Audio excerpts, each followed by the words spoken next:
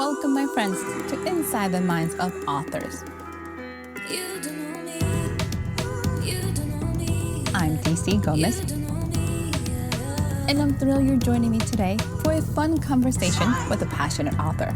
We're kicking off the program, like it's our tradition, with a short reading from the feature book.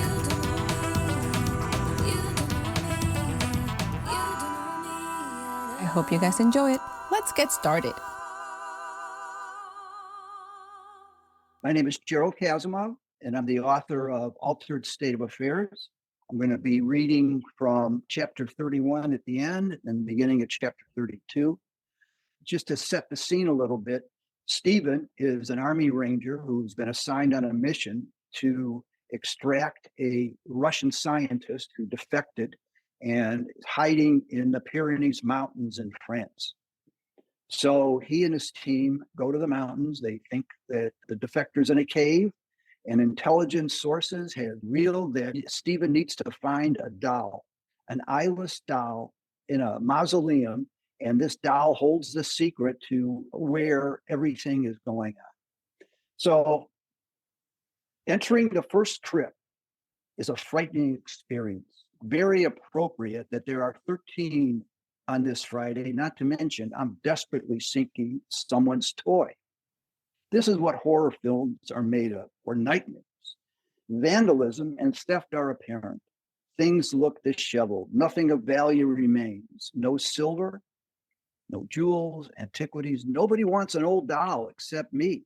Why? What's the connection? Multi-generational families are entombed in the first six. Centuries of important people harbor together, enjoying each other's company in their finality. The seventh, lucky seven, is different. The distinctive gray stone edifice stands out. Not that it's grander or more attractive, it's not. Everything is diminished. The windows, door, and contents are scaled down to an approximate 4-to-1 ratio.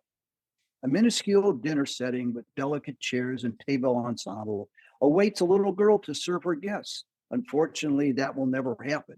She is fast asleep for eternity. This has to be it, but where is the doll? Opening the diminutive front door, I slowly crawl through to examine the tiny rooms in the back. Here we go, slinking to the rear, vividly recalling the terrifying low crawl maneuver in the live fire training drill. Practice makes perfect. The good news is there are no alligators or snakes. Can't say that about snipers that may be lurking. Don't believe this. My first mission, and I'm looking for a doll, an eyeless doll, no less. My heart is heavy, knowing this is the final resting place of a young child. Finally reaching the back, a big ranger like me, a killing machine trained to harness emotions. My eyes well up. The tomb of a child is just so wrong, heartbreaking and pitiful. An exquisite eyeless doll stares at me and seems to say, "My name is Cindy. What took you so long?" Paralyzed, I can't move. Her sockets pierce my heart as if the Milky Way exploded in my soul. "I have been waiting for you my whole life," she moans. Holy cow, this doll is talking, but her lips are not moving. Somehow, I'm able to understand what she's thinking. "Who are you, little girl? Tell me your secret. What are you hiding? Is there something inside of you?" "What?" I ask soothingly. Cindy is stunning and extremely precocious. She wraps me up in her spiritual splendor, although she is not the best dresser. Never mind, her innards smite me. True beauty is deeply internal and forever lasting.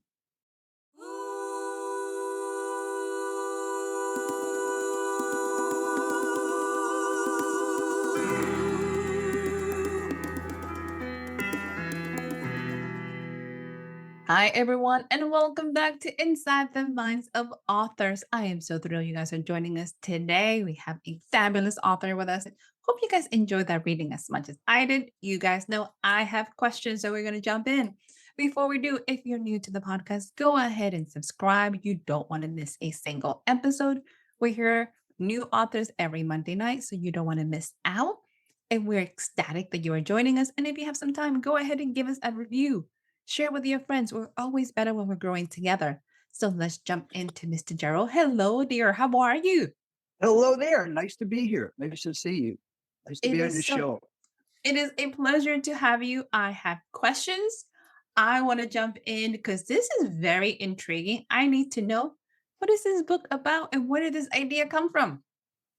Well, the book's about an Army Ranger, a serious Army Ranger who wants to be a operative and save the world. He's trained, he grows up in Cleveland Heights, Ohio. He is determined to be an Army Ranger. He goes to school at Ohio State University, and then he goes into basic training in jumping out of planes and ground fire in Georgia, and we talk about all that. And then on his first mission, he and his partner get sent to France to extract a Russian nuclear scientist that has come up with an amazing technology that's going to change the world forever. He's got to find this defector.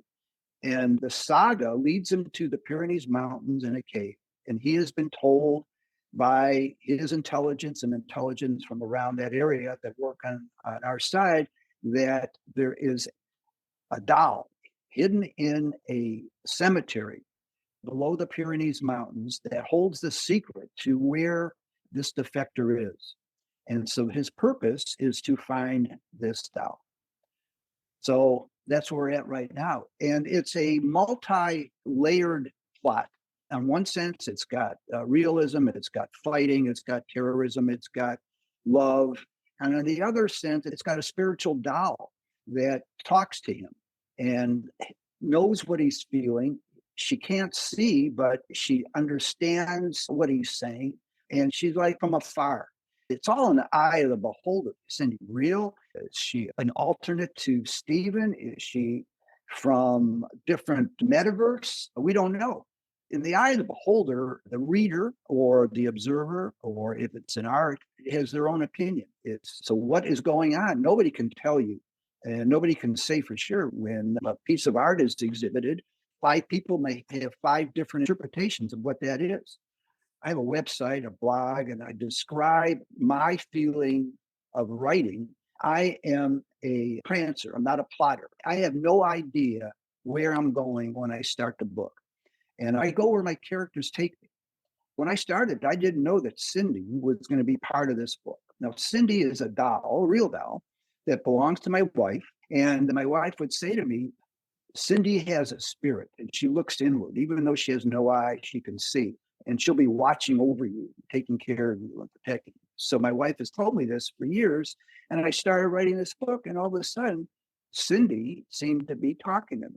So I worked her in as a character, and she's taken off. She's exploded. She's on the cover of all my books. The third one is going to be published mid-year. It's already written. The cover's done, and we're ready to take it to the final edit. I figure if Cindy makes the cover, I can read about her and talk about her and tell you about her because she is something else. How much research are you doing for your books? That's fascinating for me.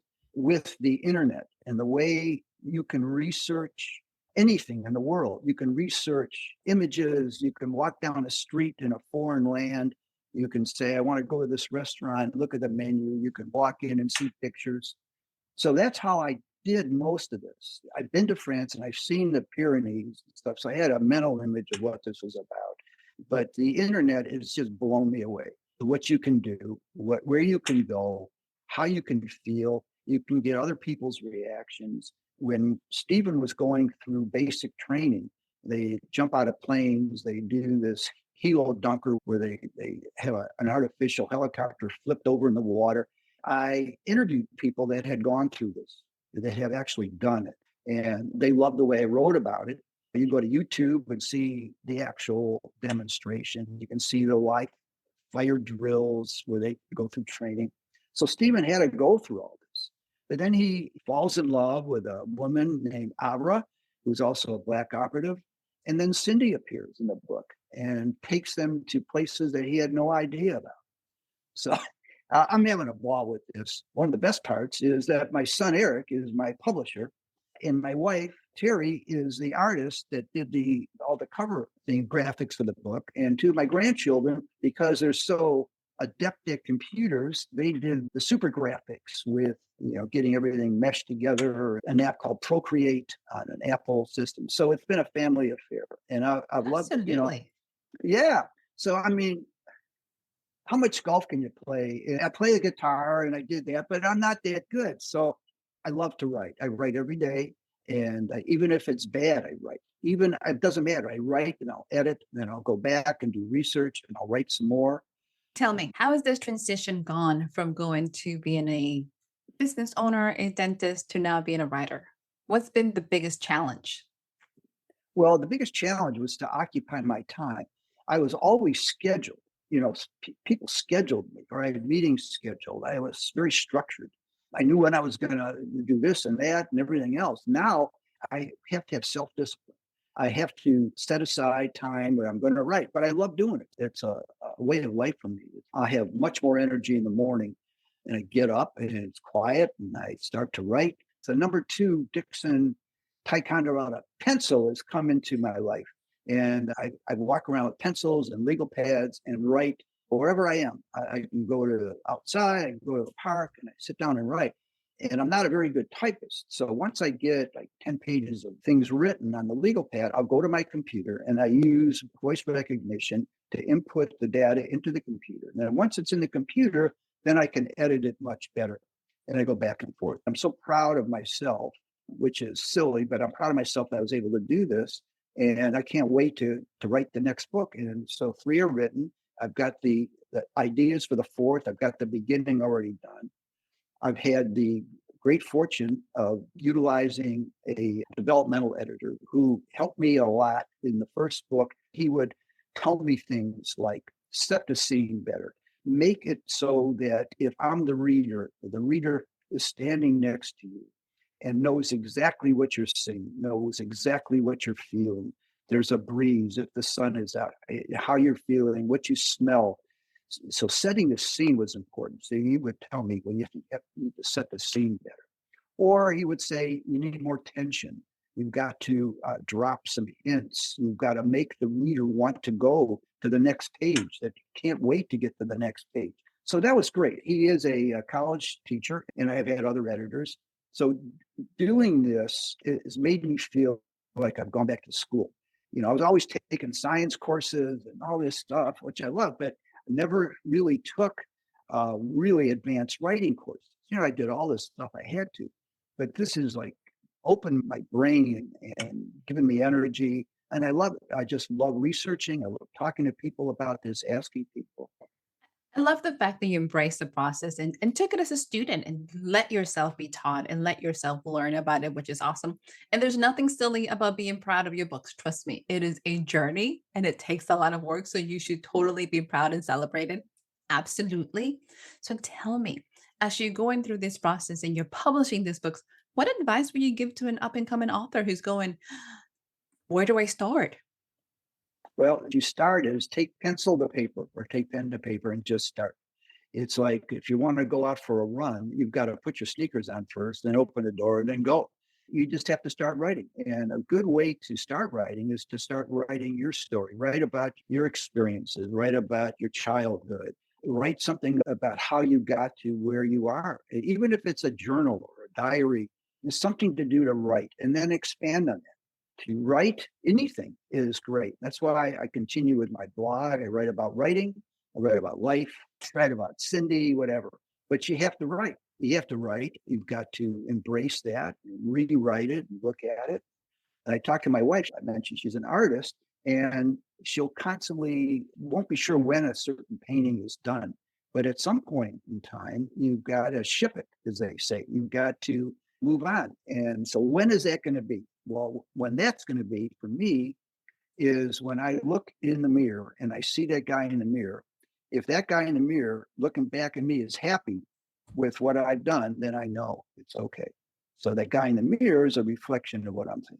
So you got to please that person in the mirror, the woman in the mirror, whoever it is. Great advice to our listeners to be able to know, give yourself permission, please yourself, make sure you're writing, but also to just start. I love it. Where do you get your inspiration for your books? Well, I went to Cleveland Heights High School and we had reunions like everybody else. And I loved being in high school. I loved where I came from, where I lived, very diverse area. And I wrote short stories about our high school experiences, the shenanigans and the teachers and the great times and stuff like this. And it was very well received. So these are in the form of short stories. And so I do have to say that my high school is now very much in the news because Travis Kelsey, the famous Kansas City football player, is dating Taylor Swift. So they always talk about Cleveland Heights High School. So there are other famous people that went to the high school. Anyway, so I started writing this. When I started writing the book, as soon as I finished with my career as a dentist, so maybe I'll put this together and make it into a novel, fictional novel about this, and change some of the characters and embellish a little bit. And one thing led to another. And I'm writing this book. Stephen is the protagonist, and he's got some characteristics of mine. He wants to be an Army Ranger. It just came. It's a great way to put it. I think Picasso says inspiration will find you working. It finds you working all the time, which I love it. I Yeah. am definitely the plotter. I need an outline, or else my mind goes, woof, scrolls. Yeah, my muse does not like me as much as I think she should, but it's all good. It's We all talk, good. It's all good. It's all good. It's all good. give us a little. What is your next book coming up? Give us a little insight. We want to know what you got. Well, the next book is coming out. It'll be published right after the middle of the year, and it's the same characters. So it's really a sequel, triquel to the first book. They're all the same characters, Stephen, Avra, and Cindy. And it gets a little wacky with extraterrestrials and stuff and spiritual, but it also has all the stuff that you'd want to see with the shoot 'em ups and love and this and that and a little bit of tragedy and a lot of happiness. So, with that Okay. in mind, you really don't know how long this series is going to be. No, I don't. People ask me, "What you going to try to make it into a television series or who knows?" I'm just doing what I'm doing. We're looking at right now readers for to make books into audibles. I think that's the next step. A lot of people really like audibles. It's become very popular, and they multitask and they want to hear a book or hear a podcast or whatever, inspirational stuff, motivational stuff. So that's we're doing that right now. And I don't know how long it's going to last, but I'm a big music fan, and I love the Doors. And they sang this song, "The End." Is this is the end? It's like a 10-minute production, and I don't know. When I hear that music playing, maybe I'll say this is over, and I'll start on something else. I love it. That is awesome. Okay, sir, tell me, where can our listeners find you? Where they can learn more about the books? What is your website? You mentioned it earlier. Tell us. Yeah, my book site is geraldkasimov.com. It has all my content, my blogs, my previous podcasts, which have been with Eric. I wrote about myself, who I am, where I'm from, and all this stuff. So anybody's interested, and they go to my website. I'm available on Amazon, Barnes and Noble, Goodreads, and all the indie bookstores that are part of the indie bookstore network. So I'm pretty much available. And now with your help, maybe somebody will find me. So We can't wait. Listeners, you need to go check it out. Also, sign up for the newsletter. Check out the blog. Tons of information. You are going to love Mr. Gerald. Zero, before you leave us, are you ready for the lightning round? oh my God, here we go. Yeah. You've just been listening to some of the answers. It's great. It's exciting. I'm ready. Easy peasy. Home cooked meals or restaurant meals? Home cooked. Nice. Spicy or sweet? I like spicy. Okay. City or country? Well, I like both, but I think city is more my field. Okay. A desktop or laptop? Laptop. So here's a little different. Let's see how you do with this one. If you could meet any famous person, dead or alive, who would you like to meet? Dead or alive. I'd love to meet Patrick Conroy, an author from the Low Country near Charleston, South Carolina. I've read all of his books. I love his writing. I love how he appreciates the sacred words. His mother taught him all the vocabulary when he was young. And I'd like to hear him more. He has since passed away, but I just read his recent book that was recently published about his memoirs and how he got through certain episodes of his life, and he talks about it. It makes my heart sing. Ooh, that's a good one. Love it. Mr. Gerald, it's been such a pleasure to have you. Do you have any closing remarks for us? No, this has been great. I appreciate your time, and I feel very honored to be amongst the fantastic authors that you've had on the show. And I hope people enjoy this production. They're going to love it. Thank you so much for joining us. Truly a Thank you. pleasure. Thank you. Thank you. Go ahead, check out Mr. Gerald's website. Make sure you sign up the newsletter. Check out the books. You are going to get a little bit of everything in this amazing series. So check it out. Remember, we'll be back next Monday with another amazing author. So sign up, subscribe, don't miss out. And I can't wait to talk to you guys. Bye.